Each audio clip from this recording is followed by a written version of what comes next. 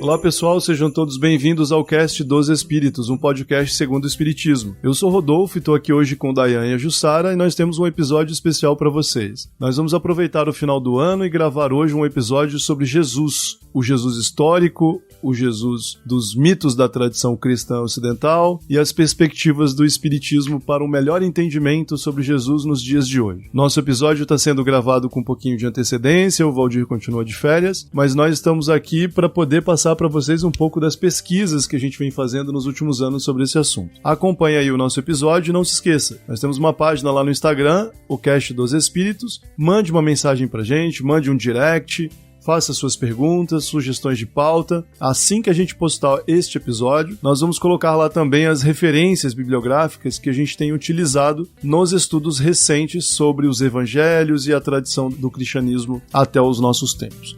Aproveite aí conosco, compartilhe se você gostar. Sejam todos bem-vindos.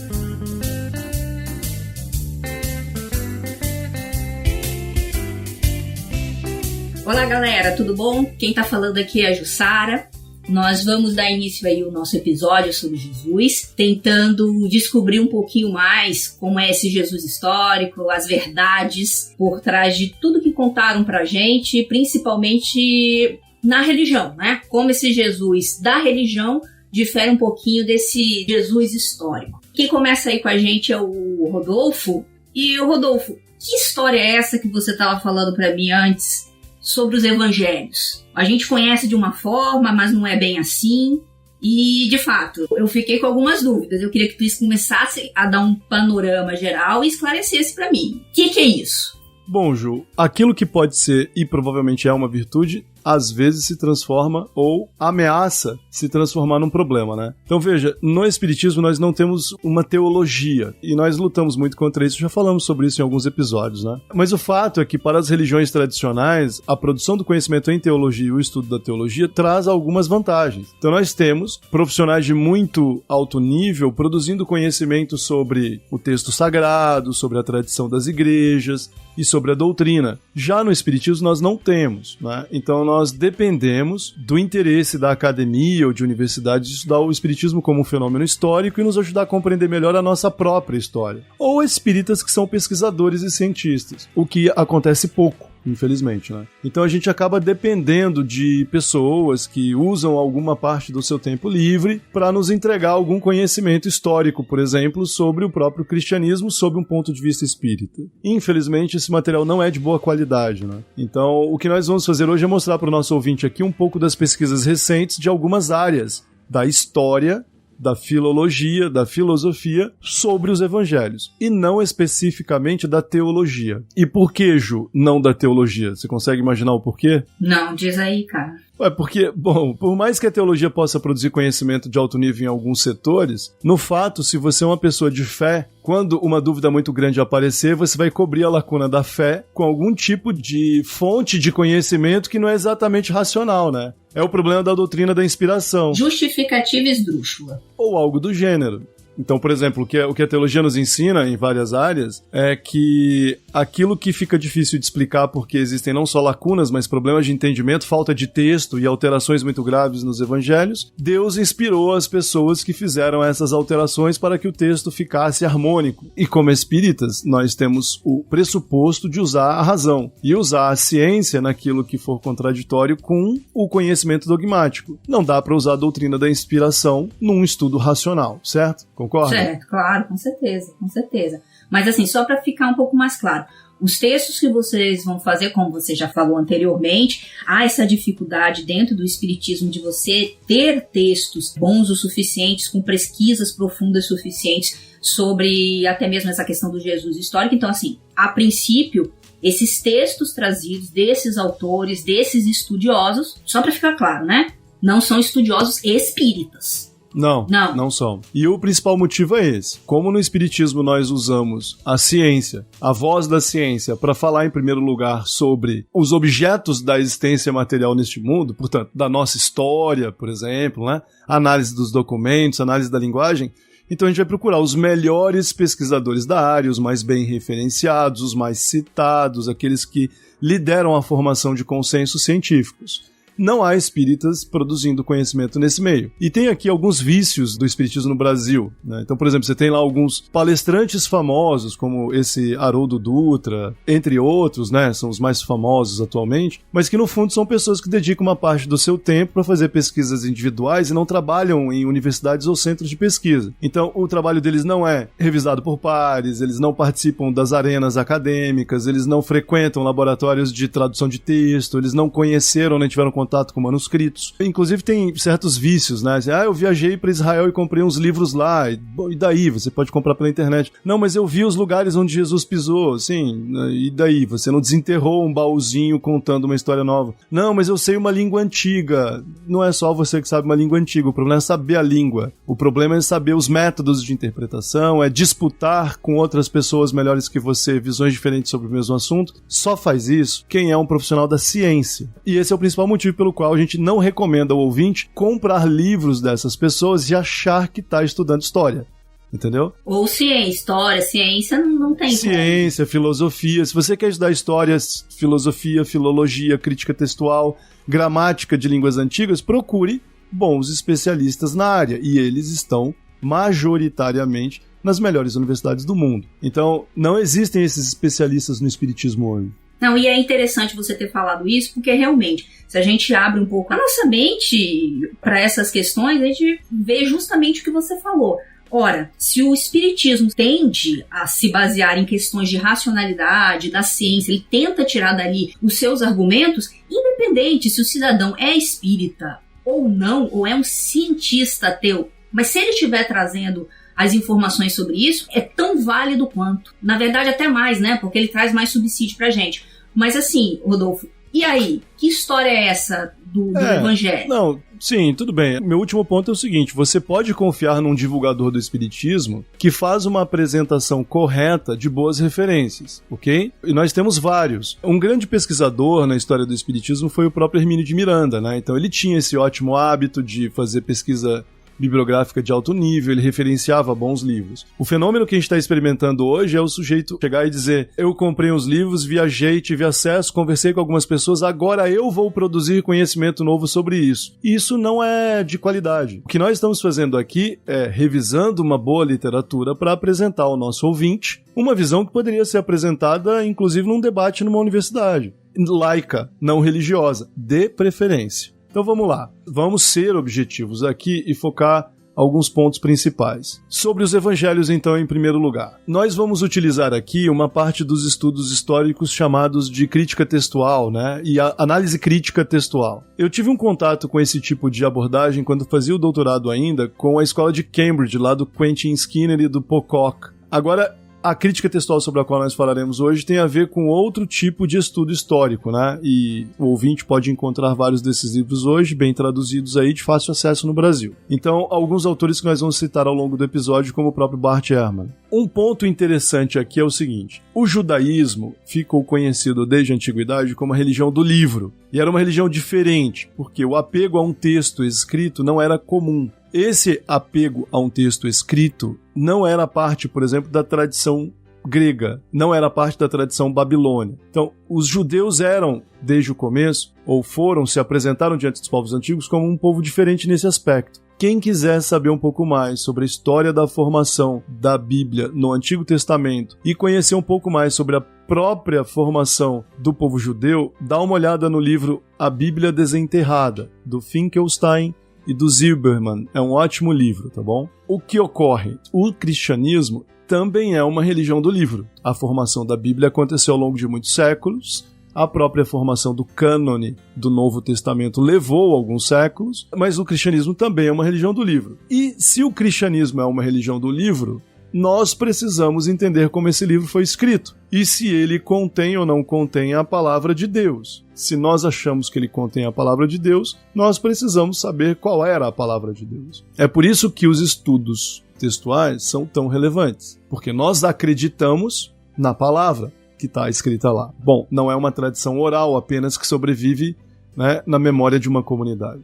A parte mais interessante desse estudo, Jussara, é o fato de que a reforma protestante, que hoje sofre com a crítica textual, foi a grande responsável por dar origem a esse assunto, por causa da ideia do Lutero de sola scriptura, né? Então a ideia do Lutero era de se livrar dessa comunidade hermenêutica, né, que interpretava a palavra de Deus a partir da institucionalização da religião e chegar à palavra de Deus pura em si mesma, que seria aquela que se expressa a partir do texto evangélico. Então, a ideia de restaurar a integridade do texto bíblico surge já como consequência da Reforma Protestante. Mas olha que intrigante, Ju. Os católicos, para se defender do avanço da Reforma, já começaram o processo, já em 1600, por exemplo, o processo de explicar o seguinte para os protestantes. Olha, nós guardamos o texto bíblico por muito tempo. Nós conhecemos a história da produção do texto bíblico e não dá para encontrar os originais. Na verdade, nós nunca tivemos os originais. E aí os protestantes, não, peraí, a gente vai continuar trabalhando para restaurar. E aí os católicos, então, os especialistas, né, os grandes teólogos católicos, insistiram em dizer...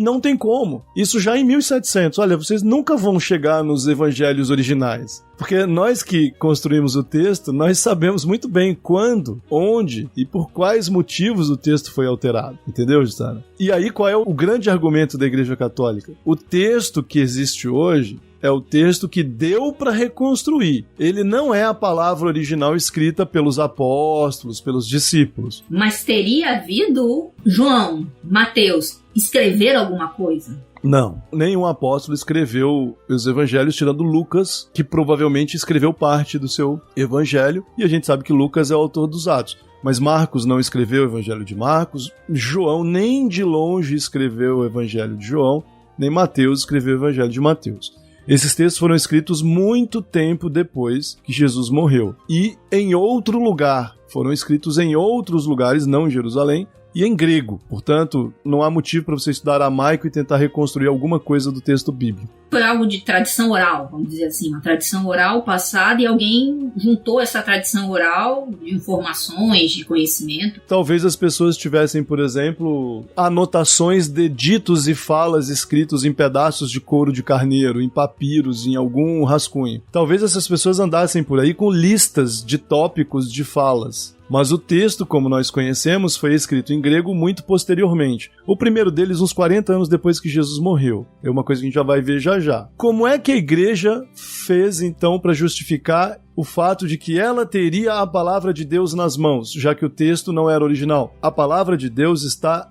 na tradição da igreja. Deus usou a igreja para recuperar o sentido original da pregação. Então são dois elementos que formariam o entendimento da palavra divina, a hermenêutica sagrada, digamos assim, né? O texto que nós temos, que é incompleto e impreciso, mais a tradição da igreja. E foi assim que a Igreja Católica se defendeu dos protestantes. Olha, os protestantes não têm a tradição, eles precisam da gente. Os pais da igreja que estavam lá no início, quem botou a mão nos textos primordiais foi a própria Igreja Católica, entendeu? Então ela usou a ideia da tradição para se defender, dizendo, mas só nós podemos falar sobre o espírito da palavra original. Essas disputas, você deve imaginar, não cessaram. Então, essa busca por um texto autorizado continua existindo por muito tempo. E aí o que a crítica textual diz hoje é o seguinte, diz, olha, hoje, com a capacidade que nós temos de fazer reconstrução do texto e do sentido do texto e procurar originais e etc., podemos afirmar que não tem como fazer a reconstituição do texto. Não tem como. É verdade, muito do que nós temos é original, ou podemos afirmar que muito do que nós temos é como está na Bíblia, mas a integridade é impossível recuperar. Isso não tem como. Então a gente tem que fazer uma tentativa de preencher as lacunas com métodos de análise e interpretação históricas diferentes. Se o nosso ouvinte puder dar uma olhada lá no livro do Bart Ehrman, por exemplo, o que Jesus disse e o que Jesus não disse, que é um dos livros, ou, por exemplo, como Jesus virou Deus, outro livro interessante que você vai comprar de fácil acesso para dar uma lida, a gente vai ver que dos 4 evangelhos, nós temos, na verdade, provavelmente 6 fontes. Então, nós sabemos que Marcos é o texto mais antigo, provavelmente a gente não sabe de que fontes ele se utilizou para escrever o texto, o autor de Marcos, mas Marcos é o texto mais antigo. Mateus e Lucas utilizam Marcos como fonte, e é por isso que os três são chamados de evangelhos sinóticos, evangelhos semelhantes ou evangelhos parecidos. Eles podem ser lidos lado a lado, que você vai encontrar as histórias muito semelhantes se repetindo, mas em Lucas e Mateus há referências a histórias que não estão em Marcos e que só estão nos dois compartilhadas de alguma forma, o que levou os teólogos do século XIX a conceber uma outra fonte. E aí, Ju, que aparece então a ideia de uma fonte que era provavelmente uma lista de tópicos, uma lista de ditos. Tem essa frase, esta história, esta parábola, não na forma de um texto, começo, meio e fim, mas na forma de uma lista. Essa é a fonte dos ditos, e Quelle em alemão. Então é a fonte que. Então nós já temos Marcos, o texto de Mateus e Lucas, a fonte que, e por fim o Evangelho de João, que não tem semelhança nenhuma com os outros. Ele é conhecido como um evangelho teológico, ele foi escrito mais tarde, e ali tem a doutrina da igreja bem desenhadinha desde o começo. Ele é muito diferente dos outros. Não é um livro de ditos, é um livro de textos mais longos, tem discursos mais longos. É o evangelho onde a natureza divina de Jesus é afirmada com mais ênfase, do modo como a igreja passou a defender depois. Então, o autor de João, muito provavelmente, já era um autor integrado na perspectiva da criação de uma comunidade religiosa mais ampla, já dentro das disputas teológicas do fim do primeiro século e início do segundo século. Portanto, nenhum apóstolo escreveu nenhum dos evangelhos, e nós temos aí um grupo de fontes que já é bastante bem consolidado.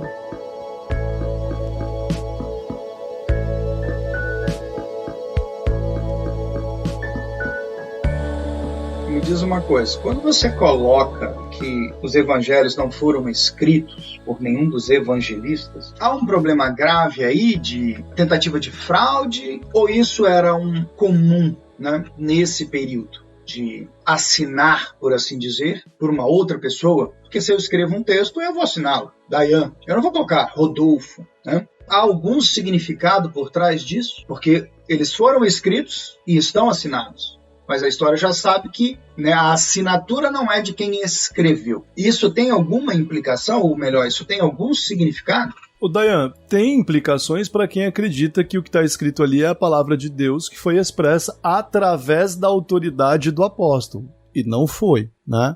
Não foi. Disso a gente já tem certeza. Agora, você pode conceber, por exemplo, que o apóstolo tenha dado o seu depoimento para algumas pessoas que anotaram esse texto. E que pelo menos as histórias mais importantes, assim, as referências morais mais importantes, dizem sim respeito à vida de Jesus pela boca de alguém que o viu, conviveu com ele. A gente não pode ter certeza disso, mas você pode considerar esse cenário. Aqui, acho que a maior implicação é para quem pensa na Bíblia como a palavra de Deus daquela forma expressa por quem tinha autoridade para expressar. Nós não podemos afirmar isso. E veja, para a maior parte dos cristãos, a autoridade sagrada do texto é um fundamento da sua fé. Não é o caso dos espíritas, né? Então tem sérias implicações para muitas comunidades cristãs, sim. Não, eu te pergunto isso porque eu me recordo de ter lido, na primeira vez que eu tive contato com essa informação, eu fiquei imaginando exatamente isso. Falei, olha, alguém está mentindo muito sério aqui para nós, se passando por outra pessoa. Mas um outro livro, salvo engano, do Aslan, ele diz que isso não era incomum, que era uma maneira, melhor dizendo, de homenagear aquela pessoa que estava sendo nomeada num documento, não necessariamente no Evangelho, mas em outros documentos, e era uma forma também de refletir os seus pontos de vista. Então é isso que você está colocando, em algum momento é essa pessoa, mais pela tradição oral do que qualquer coisa, ou teve contato com a fonte, ou refletia sobre a fonte, e um outro que teve contato com esse conhecimento, resolveu aí sim escrever algo, colocando o nome do outro, mas expressando aquilo que ele dizia, seja como uma homenagem ou, enfim, a gente não tem definitivamente como saber, mas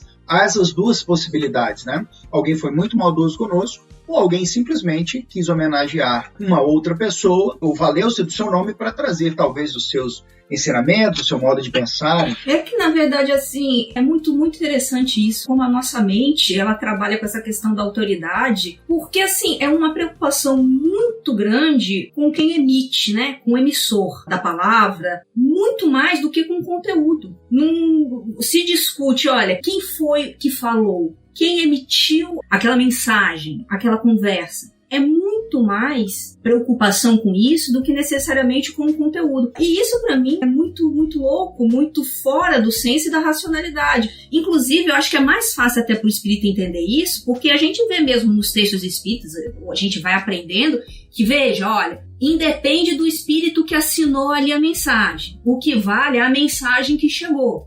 E aí você vai submeter essa mensagem à sua noção de racionalidade, de moralidade e retirar dela o que é bom, o que é verdadeiro, o que é correto. Na verdade, a grande maioria das tradições cristãs, me parece, tá? Posso estar completamente enganada, mas me parece que é uma necessidade muito grande de você obedecer uma autoridade, de saber quem foi que disse, não tanto com o conteúdo do que foi dito. Mas essa é a história da religião. É o que a igreja sempre fez. Claro. E é o que a maioria dos cristãos ainda acredita. Por isso que eu acho doideira, eu acho loucura. Mas veja, esse é o ponto. Se você não tem a autoridade divina estabelecida, não importa o que falou. Para a maior parte das pessoas, a ressurreição de Jesus daria prova do quê? Da sua autoridade divina, certo? Então, o que importa é que você tenha autoridade, não o que você falou, em primeiro lugar. Então, se você tira a autoridade do texto, ele vira mais um. E aí, então, por exemplo, na ética grega, ou mesmo na ética de muitas religiões indianas, por exemplo, já ao tempo de Jesus, nós vamos encontrar fundamentos morais iguais, em alguns casos mais adiantados, epistemologicamente falando, do que os cristãos. Mas o problema para o cristão não é só a ética. O problema para o cristão é se Deus estava mesmo ali se apresentando e vai nos julgar ao fim dos dias. E é por isso que a busca pela autoridade é tão importante. Por que eu digo é louco isso? Porque, para mim, pelo menos pela leitura que eu faço, o próprio texto que a autoridade, Deus, Jesus, deixou, ela nos diz que o que vale é o conteúdo. Você tem diversas passagens bíblicas nas quais você tem um emissor ou você tem algum personagem que dentro daquela sociedade eles não teriam uma autoridade ou seriam vistos como párias, mas Jesus vai lá na sua mensagem e resgata dizendo, pera lá, o que aparentemente pode ser ruim para vocês, pode parecer como um cidadão de segunda classe, veja o que está dentro, veja o conteúdo da obra desse cidadão, e isso é que vale. Então a própria mensagem evangélica dá dica, e a gente não pega a dica.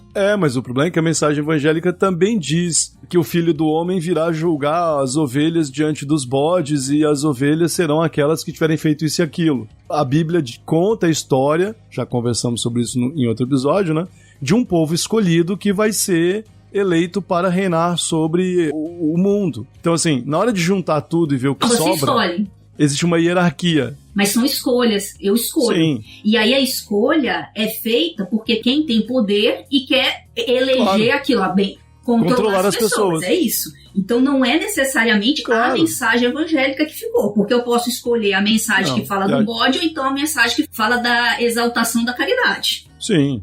Pode, mas esse é o ponto. Para a maior parte das tradições cristãs, a autoridade vem no começo. E é por isso que o estudo dos evangelhos é tão importante, para a gente ver onde isso vai. Vamos encerrar essa parte? Deixa eu só dar um exemplo para o nosso ouvinte aqui de 3 critérios de que o Bart Ehrman se utiliza para falar sobre como a gente identifica uma alteração no texto evangélico ou como a gente consegue identificar a originalidade, certo? Então ele usa lá 3 exemplos, olha só. Critério de atestado independente. Ele diz assim: pegue os evangelhos, leia os 4, tá? Do jeito que estão lá hoje. Quando uma história é citada de forma semelhante por fontes independentes, existem maiores chances de ela ser verdadeira, né? Porque uma fonte não conheceu a outra. Ele dá o exemplo da associação de Jesus a João Batista. Ela é citada por Marcos, João, que não usa Marcos como fonte, e a fonte que não está em Marcos. Então são 3 fontes diferentes. E a própria história de que Jesus foi julgado e condenado por Pilatos, que está em Marcos, João e Lucas. Já não é o caso da visita dos reis magos a Jesus, citada apenas por Mateus, que não é corroborada nem por Marcos, nem pela fonte Q, nem pela fonte L, nem por João, nem por nenhuma outra fonte. É uma história contada apenas por Mateus.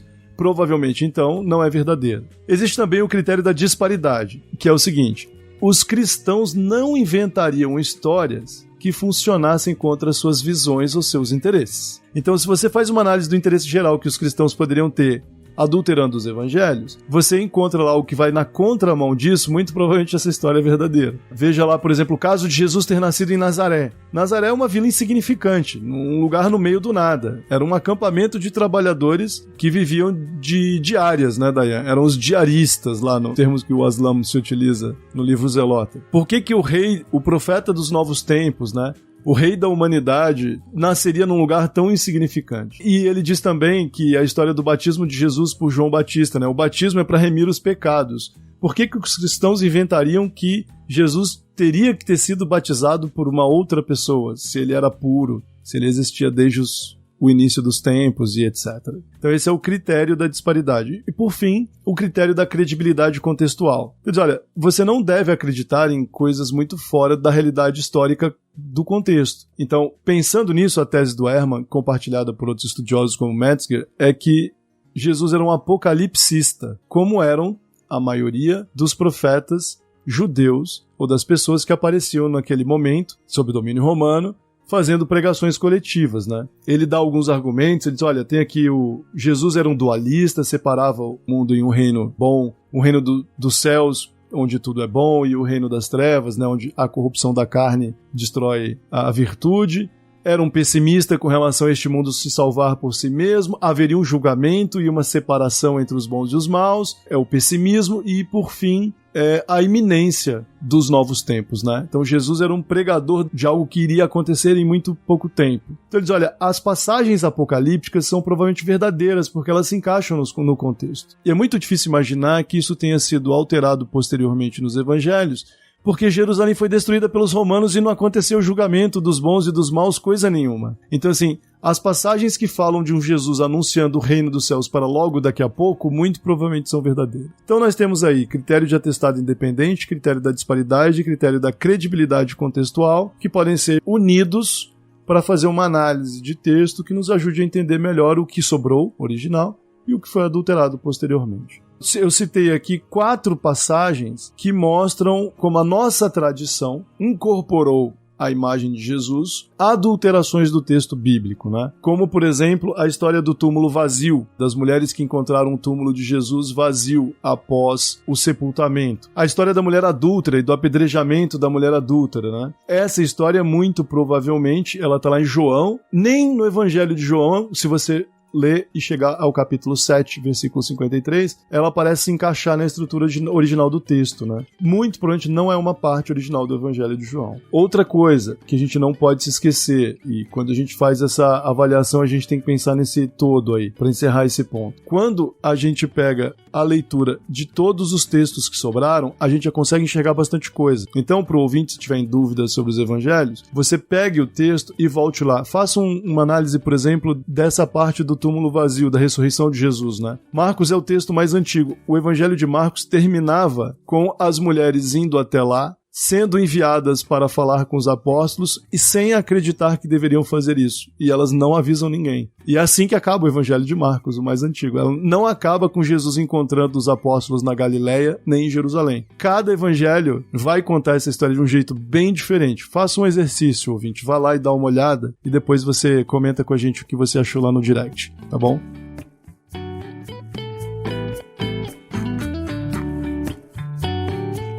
Vamos lá, Dayan, o que a gente tem para falar agora, então, sobre o Jesus histórico? Bom, pessoal, tudo bem? Vamos dar prosseguimento aqui, então, ao nosso episódio.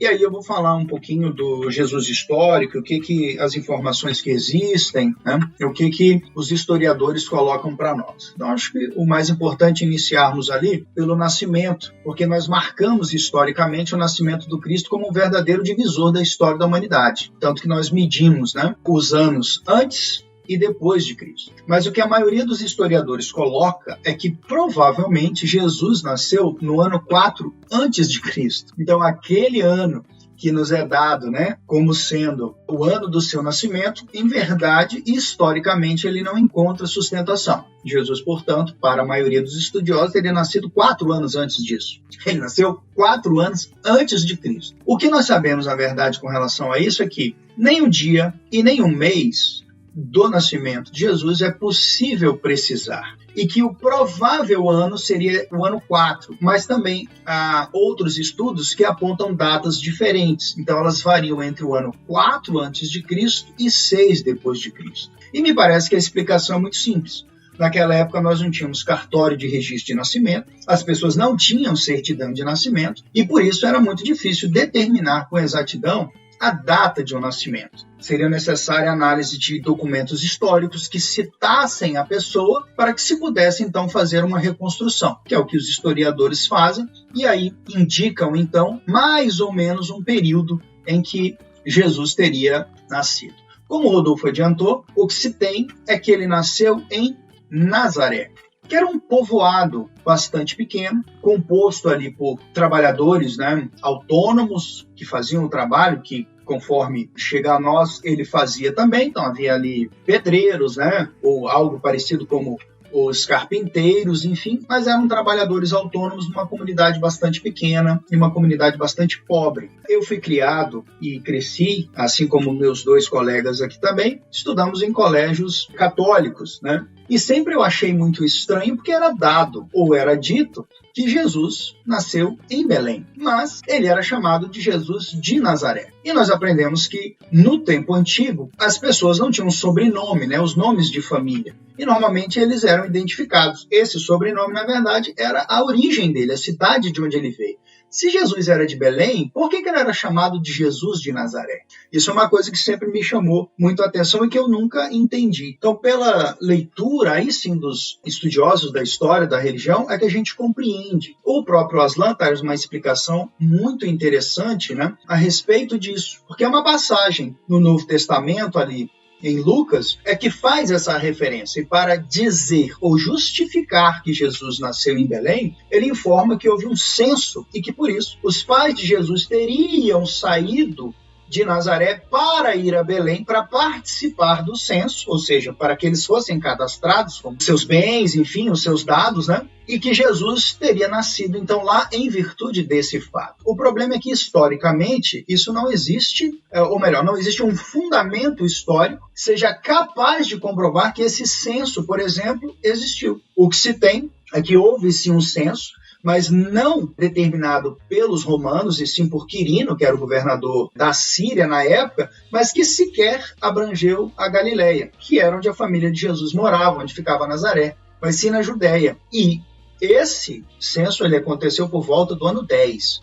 Portanto, essa informação que se encontra em Lucas, de que Jesus teria nascido em Belém, ela não tem fundamento histórico e se mantém, portanto, que ele teria nascido sim em Nazaré, como de fato era conhecido como Jesus o Nazareno. A explicação do Aslan, inclusive, para essa parte, é que Lucas coloca Jesus como nascido em Belém para que uma profecia, profecia de Miqueias, ela pudesse ser cumprida, porque lá dizia que o governador de Israel, ele sairia de Belém. Como nós sabemos, que o Rodolfo já colocou, que os evangelhos foram escritos muito tempo depois de Cristo, não foi difícil, me parece, que eles pudessem aí trazer essa informação para casar Jesus direitinho com essa profecia. Outro aspecto muito interessante é com relação à família de Jesus. Pouco nós sabemos. Sabemos que ele tinha um pai, que era José, Maria, sua mãe. Nos evangelhos são citados pelo menos 4 irmãos. Eles não só são citados, como também são nomeados. Então nós temos um Tiago, um José, um Simão e um Judas. Jesus tinha um irmão chamado Judas também. Judas era um nome bastante comum. E também irmãs, mas nós não sabemos quantas e nem o nome delas. Elas não são nomeadas nos evangelhos, elas são apenas citadas. Então, o que parece, ele não era o filho único. Difícil saber se ele era o primogênito ou não, mas, sem dúvida alguma, ele era de uma família bastante numerosa. E aí, falando da família, um outro episódio que vem em seguida, bastante exemplar, nós vamos encontrar em todos os filmes, ou no início de todos os filmes aí que tratam da vida de Jesus, seria a determinação de Herodes de matar todos os primogênitos, porque era anunciada a vinda de um Messias, e então haveria uma fuga aí da própria família de Jesus para o Egito, para fugir desse massacre. Então Então, esse é um aspecto muito forte no Evangelho, especialmente ali em Mateus, e que os historiadores dizem que é uma fantasia, que isso não aconteceu, né? Esse aspecto, ou melhor, esse episódio, porque seria uma situação muito dramática. Então, o primeiro ponto que eles colocam, Herodes, ele já havia morrido quando Jesus nasceu. Eles não são contemporâneos. Ele morreu um pouco antes do nascimento de Jesus. Então, portanto, ele não poderia ter determinado isso, ter dado essa ordem. Em segundo lugar, os romanos que tinham o controle de toda essa região, nós sabemos que eles eram um povo extremamente burocrático, que eles registravam tudo. E não há nenhum registro histórico, seja em latim, seja em grego, mas pelos romanos, de que um evento tão dramático tivesse acontecido. E em terceiro, porque o próprio povo judeu que teria sofrido um massacre dessa forma, que teria tido seus primogênitos massacrados, eles mesmos não mantiveram nenhum registro disso.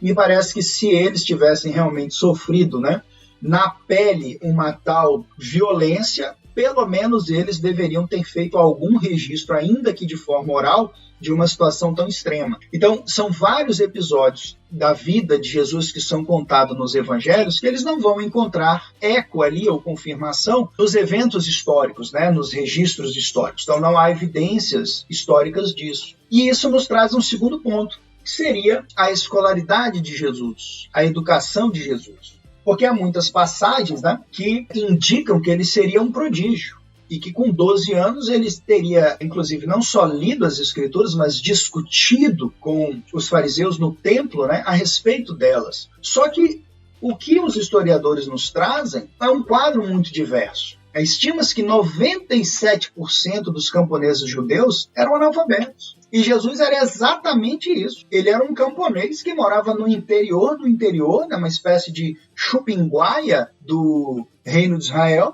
o fim do mundo, e que, por óbvio, não havia nenhuma escola ali onde eles pudessem estudar, até porque as escolas foram criadas centenas de anos depois, e que, portanto, o acesso ao estudo formal ele só era dado aos muito ricos ou àqueles que eram os escribas, né? Como nós sabíamos, e na antiguidade isso era muito comum. Então, o mais provável é que Jesus ele fosse também analfabeto. Ele não sabia ler e escrever. Ele provavelmente falava o aramaico, óbvio, porque foi criado nessa língua, que ele talvez tivesse aprendido ali um pouco, né, do idioma principal, né, ou das escrituras, que seria o hebraico, e talvez o grego, porque no mundo helênico era o que a maioria falava. Em algum momento, nós não sabemos nada a respeito da infância e da adolescência e do início da vida adulta de Jesus, ele provavelmente sai de Nazaré e vai trabalhar. E tem contato com essas outras línguas, mas provavelmente, né, esse Jesus, ele era um homem que talvez soubesse falar até essas línguas, mas que certamente não sabia nem ler nem escrever. De modo geral, isso também se estendia, inclusive, aos apóstolos, né? Tanto que, como o Rodolfo deixou claro há pouco, não era nenhum deles, de fato, escreveu, né, os evangelhos. Mas, e afinal, quem era esse Jesus? Quem era esse homem? Bom, historicamente, então, o que se tem é que ele era um profeta, ele era também milagreiro e um forte candidato a Messias. Mas ele não foi o primeiro e nem foi o último, né? O Aslan traz uma grande lista de pessoas que agiram da mesma maneira como Jesus. Talvez não com a mesma missão, né? Ou melhor, talvez não trazendo a mesma mensagem, mas se intitulavam rei dos judeus, que se apresentavam como profetas e que tinham vindo para trazer também, né, uma mensagem apocalíptica. Então ele vai citar um Simão de Pérea, Astronges, né, um menino pastor, Judas, o Galileu, e o próprio João Batista. E aí só depois Jesus. E depois de Jesus, ele ainda cita vários outros que vieram, né? Com um muito famoso que ele cita, que era conhecido apenas como o Samaritano. Os filhos desse Judas, o Galileu também. Esse levante messiânico, né? Ele só vem findar em 70 depois de Cristo, quando aí sim os romanos destroem tudo, o exército de Tito invade, destrói Jerusalém e sai destruindo basicamente tudo lá. Então, Jesus ele está nesse contexto, que ele era um revolucionário, né?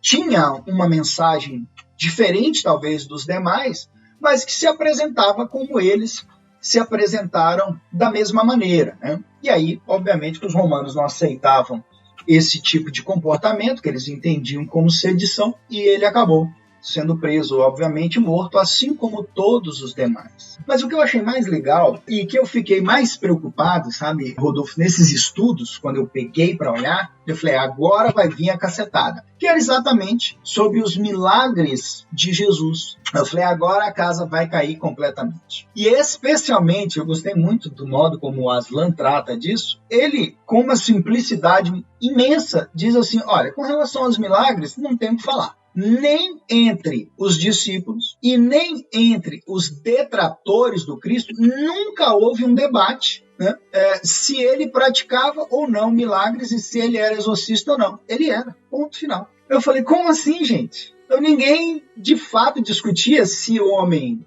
curava cego, se ele fazia coxo andar, se ele fazia leproso. Expulsava os demônios. Nada. Falou, não, isso aí é normal, isso aí ele fazia mesmo, isso aí não foi problema, né? Inclusive, fontes fora do Evangelho também citam isso, né? Você citou várias fontes, tem a fonte Q, que seria uma das mais antigas, que também confirmaria isso. Aí eu fiquei assim, falei, gente, então, claro que a gente sempre, né? Como assim ele curava cego, fazia leproso andar? A questão é que, historicamente, isso não foi contestado. Isso era tratado com normalidade. E naquele período, ao que parece, né, essas doenças, esses problemas, eles eram tratados, inclusive, como questões não da medicina, porque a medicina não existia. As pessoas não sabiam por que elas ficavam doentes, por que elas ficavam leprosas, por que as mulheres menstruavam, nada disso. Então isso tudo tinha um quê muito religioso. Ou era uma intervenção divina, ou uma intervenção demoníaca. E havia pessoas que eram profissionais, tanto quanto os pedreiros, tanto quanto os carpinteiros, que faziam esse trabalho. Então não havia o SUS, não havia hospital. Havia sim essas pessoas, que eram os milagreiros, né, e os exorcistas. E Jesus era mais um. Esse era um trabalho. Mas o diferencial dele não era que ele expulsava demônios, não era que ele curava as pessoas. É que, como os demais exerciam isso como uma profissão, Jesus não cobrava. Ele curava as pessoas, ele expulsava os demônios, mas ele não exercia um mistério, né, econômico sobre isso. E aí o Aslan traz esse aspecto como sendo um grande diferencial. É aí que ele começa a tomar corpo, é aí que ele começa a angariar muitos seguidores, porque ele realizava as suas curas, ele praticava esses atos e ele não cobrava, não permitia que os seus discípulos cobrassem, porque ela não era um fim em si. Ela era utilizada, na verdade, essas curas, né, como uma forma, na verdade, de transmitir aquela mensagem que ele trazia. Então ela não era um fim em si mesmo, ela era apenas um meio de reforçar a sua missão. Então eu achei extremamente interessante esse aspecto da vida de Jesus, né? Porque para nós hoje seria o que se poderia discutir mais, né? Foi chamado de mágico, foi chamado de tudo. Mas apesar de usarem esses termos, não se entrou de fato uma discussão a respeito dele fazer ou não, porque outros fizeram.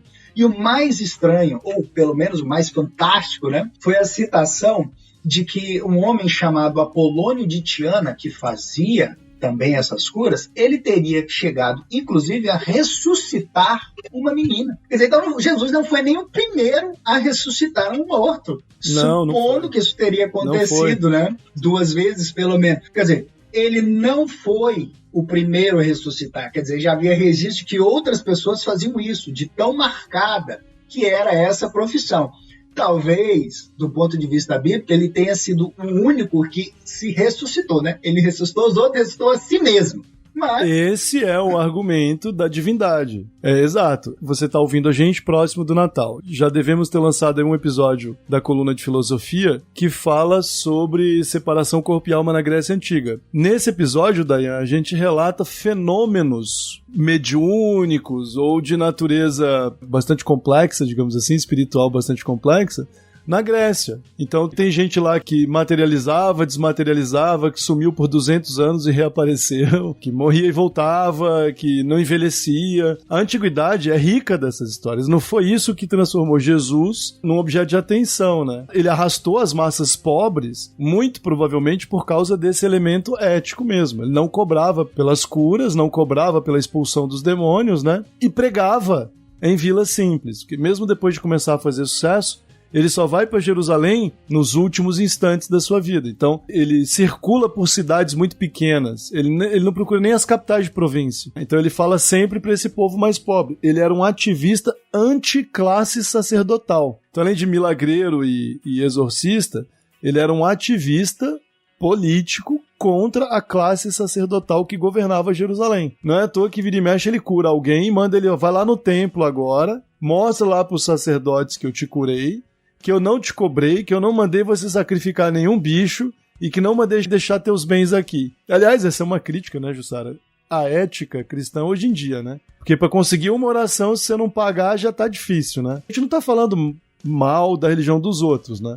Porque tem muito espírita aí também vendendo os seus dons espirituais, né? Mas de forma bastante simulada hoje em dia, né? Tá cheio de espírita desenvolvedor pessoal aí, dizendo que não está usando os seus dons ou o fato de arrebanhar a atenção dos espíritas para ganhar um dinheiro também, hoje na internet com a pandemia, né? Jesus era um exemplo ético, não era diferente como um ativista religioso no geral, mas ele era diferente por outros aspectos, né? Sim, eu concordo muito com isso, né? Então, pelo que você está falando, existiu um Jesus. Um Jesus existiu, tá? Sem dúvida. São apenas 2 citações fora, né? Do Joséfo, que era um historiador, que é um judeu que se aliou aos romanos na destruição de Jerusalém, ele faz referências a Jesus, né? E depois, muito cedo, Plínio, Tácito em Roma já fazem referência também, e a gente está aí no ano 60, né? Então é cedo ainda. Então Jesus historicamente existiu. O problema é justamente encontrar quem era essa pessoa, né? Exatamente. Essas são as grandes questões.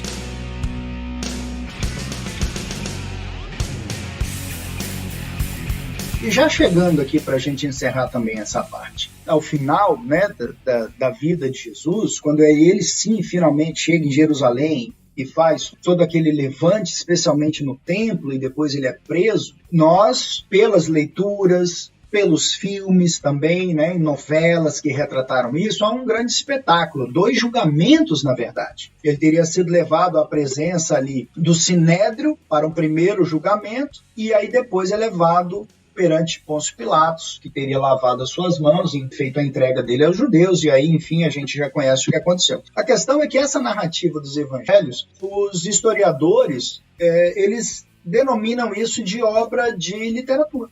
Bom, e que há tantos erros, por assim dizer, ou tantas inconsistências do ponto de vista procedimental, e aí como jurista eu adoro falar disso. Se deixar, né, o episódio não acaba. Vamos falar agora do processo penal de Jesus. Que o julgamento seria nulo.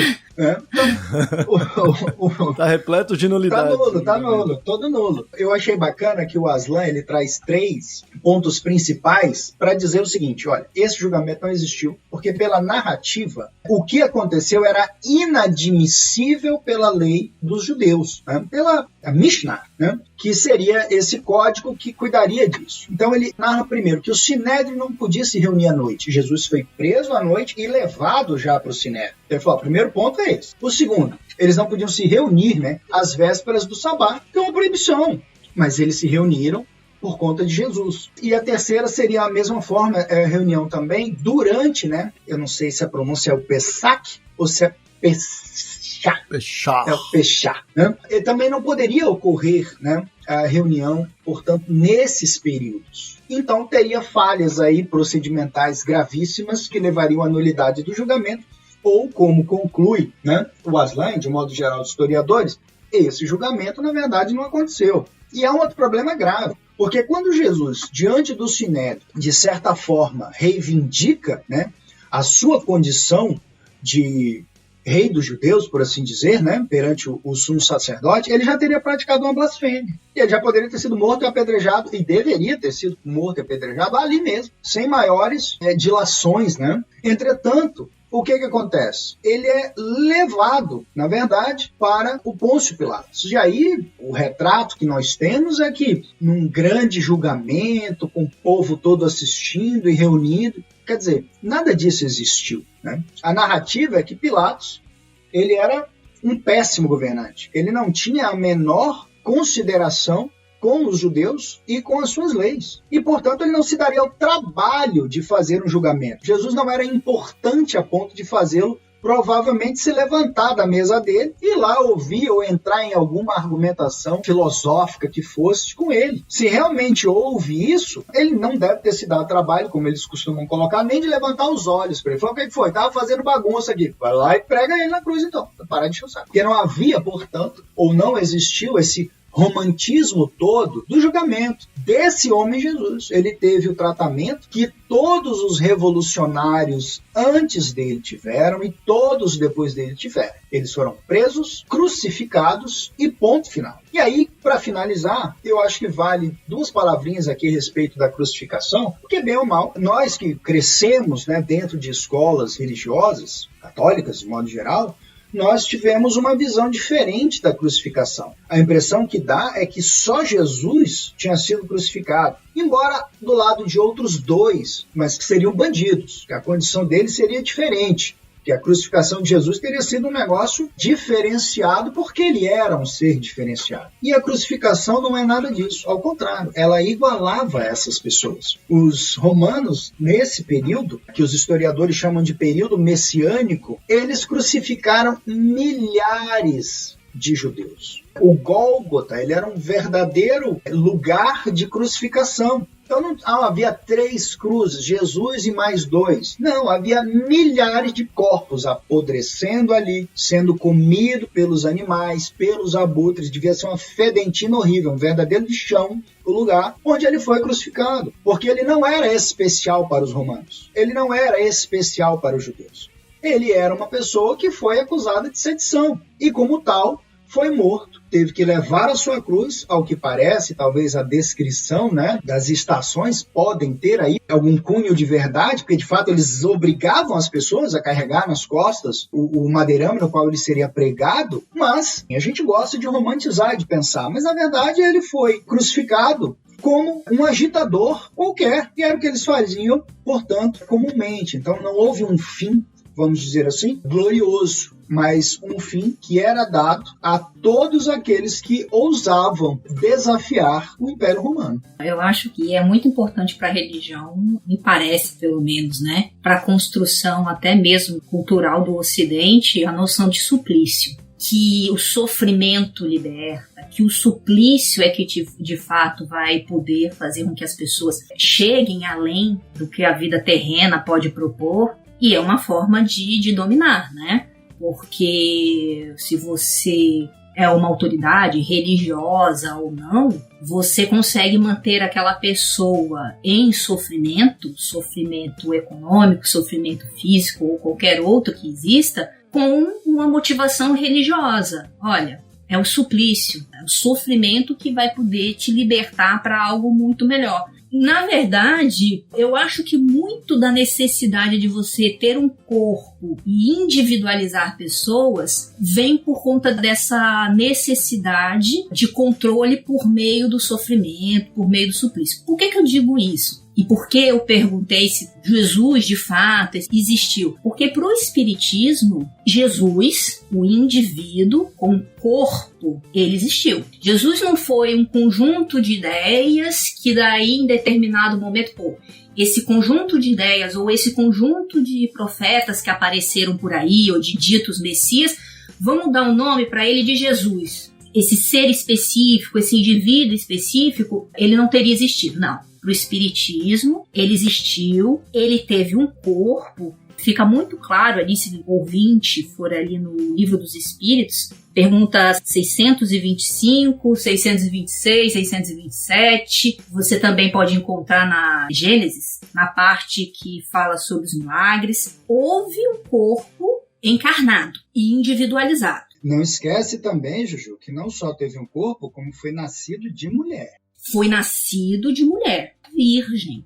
Virgem porque o sexo não era algo que poderia ser aceito, né, para esse ser. Então é uma coisa assim muito, muito complicada de entender. Mas enfim, eu acho que esse apego às vezes à necessidade de um indivíduo ou de um corpo me parece às vezes na religião de um modo geral uma tentativa de conforto, como o paninho, ou então aquele ursinho de pelúcia que a gente deixa com a criança para ela se sentir protegidinha, que você tem que materializar com alguma coisa. Então eu tive que materializar um ser para ele ser a autoridade, ele ser aquele ser protetor, e aí se esquece um pouco daquela potência, da ideia, da causa, da existência daquela mensagem. Mas enfim, de toda forma, para o Espiritismo, houve esse indivíduo, houve esse ser. Em relação às discussões quanto ao tipo do corpo, porque era fluídico somente, ou era um corpo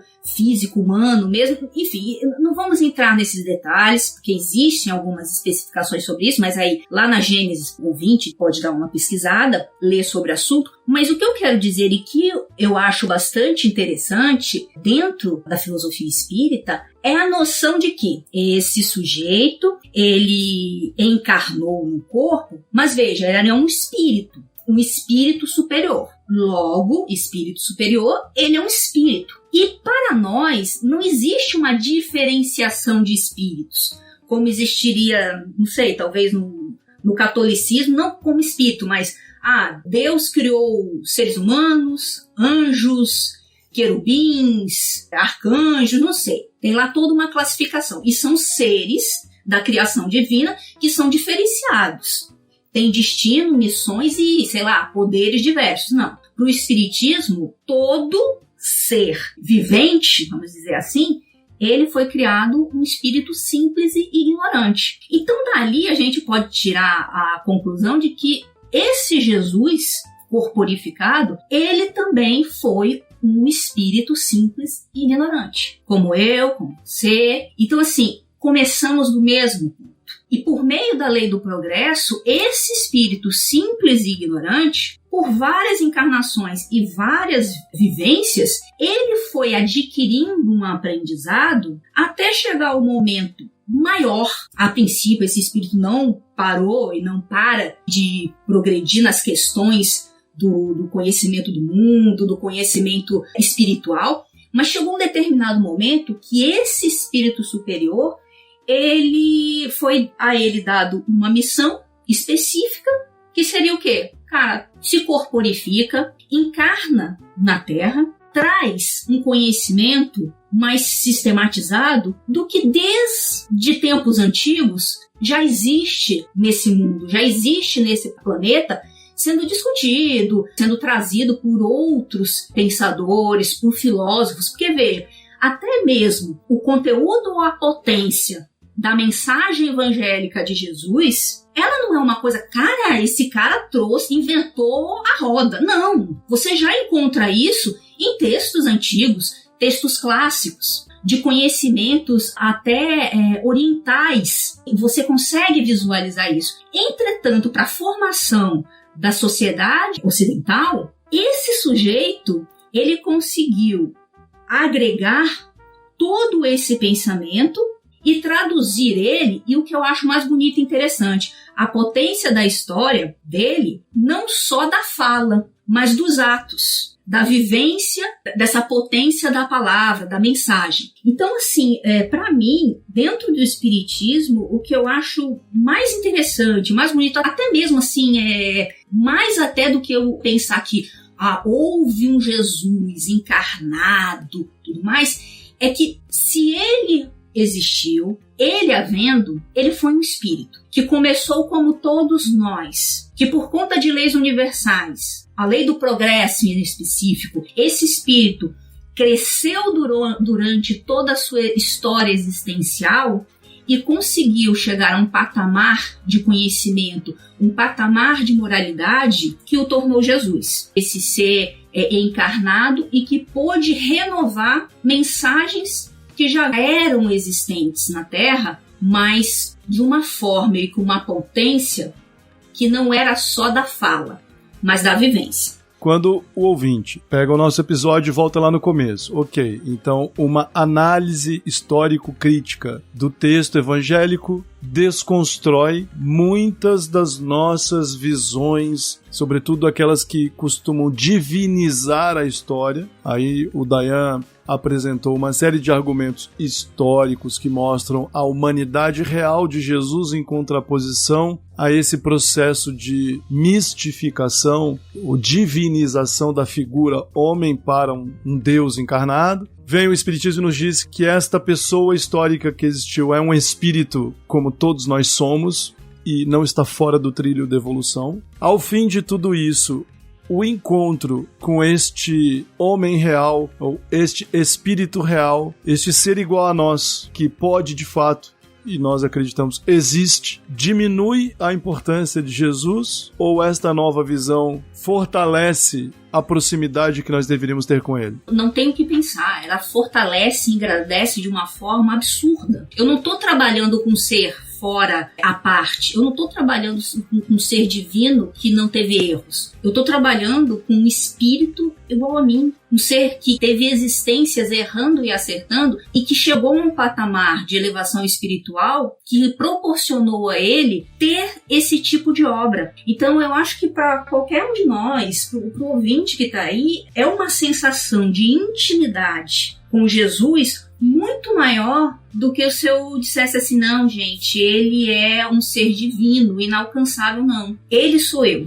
Então, para mim, Sara, entender esse Jesus dessa forma e todas as coisas que vocês falaram, para mim só fortalece a crença de que nós estamos num caminho bem bacana, tá? E principalmente num caminho que tem que começar a desconstruir discursos que não se assemelham com o conteúdo da obra que foi o homem Jesus. O homem Jesus. Aquele homem que não tinha problema com se reunir em público, inclusive à frente de todo mundo, com mulheres de má fama. Sim. Está sempre perto dos pobres. Aquele sujeito que sentou e disse, bom, o que fizerem um dos pobres estão fazendo a mim. Esse sujeito que estava ali compartilhando a refeição. Aquele que não vendia serviços espirituais de maneira nenhuma, né, Dayan? Então, talvez a gente precise, acho que muito provavelmente a gente precisa, né, continuar aperfeiçoando a nossa capacidade de entendimento histórico para nos livrarmos. No fim das contas, continuamos lutando contra os mitos, continuamos lutando contra a fantasia,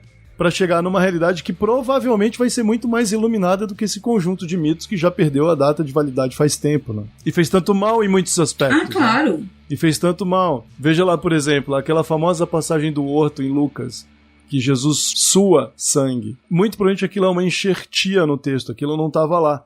E foi enxertado para que a Igreja Católica se defendesse dos docetistas, o grupo de Marcião e outros que diziam que Jesus era um ser divino completo, não tinha nem corpo. O engraçado é que o enxerto no texto tinha a finalidade de mostrar que Jesus foi um homem comum apesar de ser Deus. E sofreu de verdade. E que se Deus sofreu e sangrou de verdade, nós também deveríamos aceitar o sofrimento e sangrar de verdade, porque até Deus sangrou de verdade. O mais intrigante é que a tradição evangélica cristã chegou ao ponto de tirar um pedaço da divindade de Jesus, colocar ali um traço de humanidade que tinha a finalidade de nos fazer obedientes ao sofrimento, esquecendo o puro e simples fato. Se o objetivo fosse nos ensinar alguma coisa de verdade, bastava falar um pouco da natureza. Bastava mostrar que tudo que é vivo tem problema, que a natureza é vida e morte, que a vida é temporária e transitória e que o sofrimento faz parte de tudo que existe, que é natural.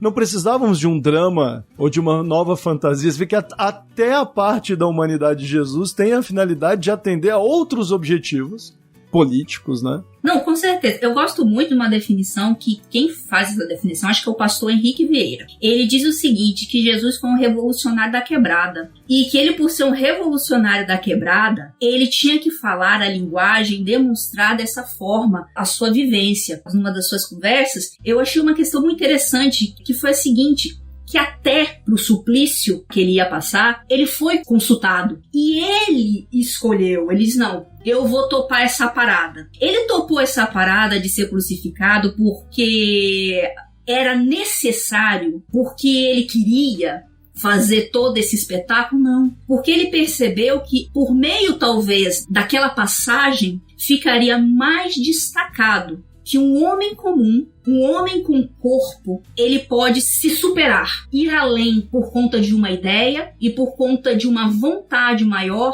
de construir alguma coisa que saia, né, que liberte os outros seres humanos. Então Jesus, ele foi consultado se ele passaria por aquele episódio. E ele, ao falar com o pai diretamente, disse: pai, eu vou passar, porque eu passando por isso, eu posso dar uma mensagem mais clara. Então veja, para mim, aquilo que ele passou não foi um sofrimento, foi uma mensagem de fé das mais potentes que existiram. Eu acho isso muito forte. Principalmente porque ele sabia com que público ele estava falando e que tipo de imagem ele precisava passar. E outra, quantas pessoas não estão por aí nos ouvindo agora, talvez não nos ouvindo, né? Quantas pessoas estão por aí fazendo sacrifícios diários gigantescos, né? Abrindo mão da própria saúde, abrindo mão do próprio bem-estar. Algumas pessoas literalmente estão se entregando para a morte do corpo físico para salvar outras pessoas. São mães muito pobres que deixam de comer, procurando comida no lixo, esquecendo qualquer tipo de cuidado com a preservação do corpo. É o que sentem profissionais de saúde indo para a guerra. Dá para imaginar também a enorme quantidade de profissionais de saúde, de técnicos, de profissionais da limpeza que estão brigando em hospitais, correndo risco de serem contaminados não só com a Covid, mas isso acontece o tempo inteiro, porque algumas profissões simplesmente implicam um risco de vida o tempo todo. E Jesus é, nesse sentido, uma espécie de liderança ética, né? Mas assim como Sócrates foi. E Sócrates encarou um julgamento cujos detalhes a gente tem bem mais descritos, inclusive, com mais fidelidade, né? E não se furtou, inclusive, a sentença de morte, porque, como dizia para os seus discípulos, olha, o julgamento não foi justo, que bom, né? E se fosse justo é porque eu seria um criminoso. Mas a cidade é quem tem o poder nas mãos, eu não vou me furtar o poder da cidade, eu não quero destruir a cidade. Agora, vocês fiquem com a lição, né? E tentem fazer da lição alguma coisa. Eu, que sou um espírito livre, sair do corpo para mim agora em razão desse julgamento não é um problema. Então assim, ao longo da nossa história e sob formas diferentes, nós tivemos muitos Cristos nesse sentido, né? Eu penso, e acho que vocês compartilham comigo dessa ideia, que não há como o estudo e receber o avanço das pesquisas sobre a história dos evangelhos e de Jesus afetar o modo como a ética cristã pode e deve ser aprimorada sempre, né? A sua excelência não está na autoridade. A sua excelência está na capacidade de fato, transformar a vida das pessoas.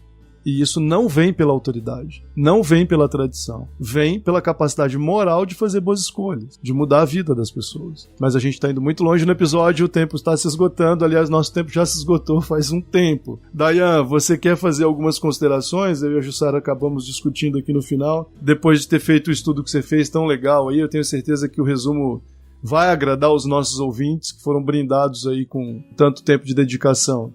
Apesar da carga, né, que tem o episódio, a ideia aqui, é importante, acho que ficar claro para o nosso ouvinte, não é atacar os evangelhos, não é atacar a figura de Jesus, nem nada disso. Mas que é importante nós conhecermos mais, né? Conhecermos que houve uma figura, mas não só ela, inúmeras outras figuras, né, que tiveram uma importância muito grande, e que toda a história que vem depois e que ela é contada, que ela tem as suas falhas, e que é importante a gente conhecer, porque isso não necessariamente as invalida, de modo algum, né? Porque o que importa, e a Jussara já colocou isso muito bem no começo, e especialmente para o espírita, né? O nome de quem traz a mensagem ele é menos importante do que o conteúdo da mensagem em si. Embora, como colocado nos evangelhos, a mensagem de Jesus talvez ela não seja, inclusive, inédita, né?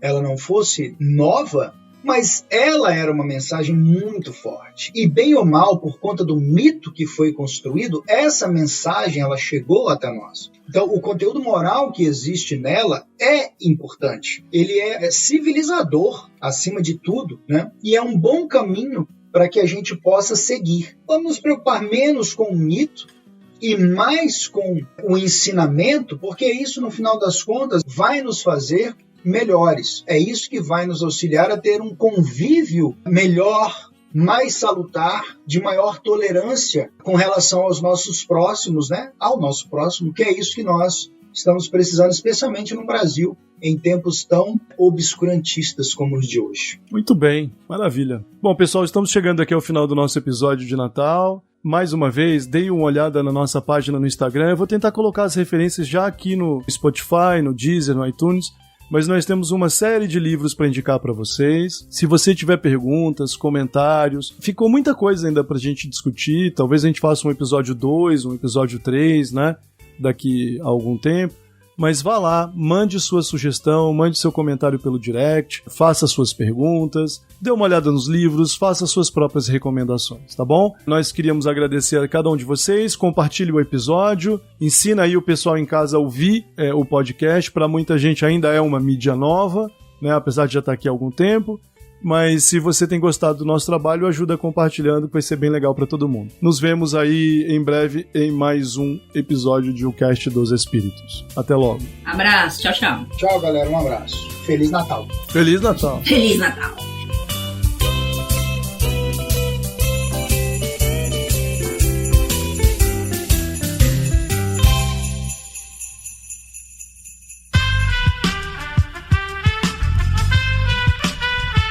Esse podcast foi editado por Aerolitos Edição Inteligente.